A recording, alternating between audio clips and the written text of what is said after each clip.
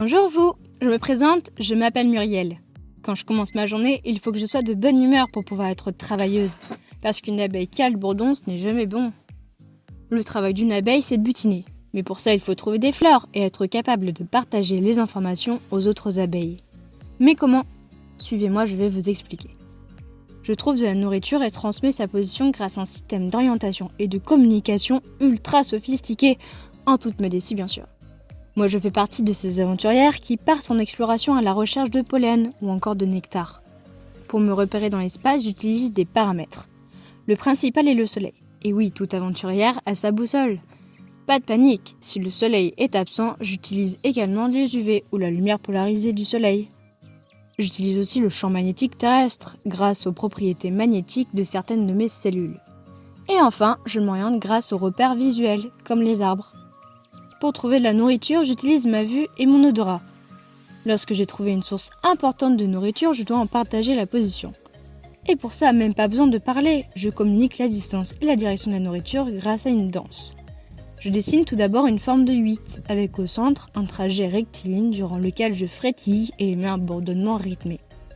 Pendant plusieurs minutes, mes copines réceptrices vont observer ma danse pour l'interpréter. Pour comprendre plus facilement, imaginez que vous êtes sur un plan vertical.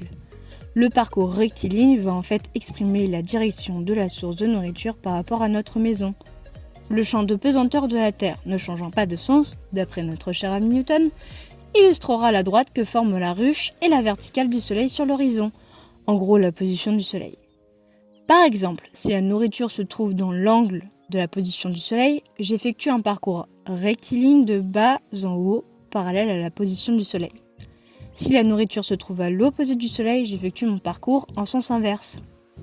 Enfin, si la source de nourriture se trouve dans un endroit aléatoire, comme presque tout le temps, j'effectue mon parcours en donnant l'angle exact relevant la position du butin par rapport à la position du Soleil, ma boussole. La précision est élémentaire pour nous, et l'erreur n'excède jamais 3. Et enfin, la distance de la source sera exprimée avec la vitesse de latence, soit le rythme donné par mon abdomen et mon bourdonnement. Quelque chose vous tracasse. C'est le Soleil. Il se déplace la journée et donc le degré de l'angle change. Alors comment faire pour le prendre en compte ? Eh bien, figurez-vous que je suis en mesure d'additionner l'angle AT2 et l'angle AT1. En gros, je corrige la trajectoire en fonction du temps écoulé. Tout ça grâce à mon horloge biologique très puissante.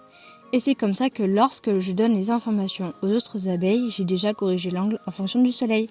Et voilà, en espérant que ma petite présentation vous ait plu.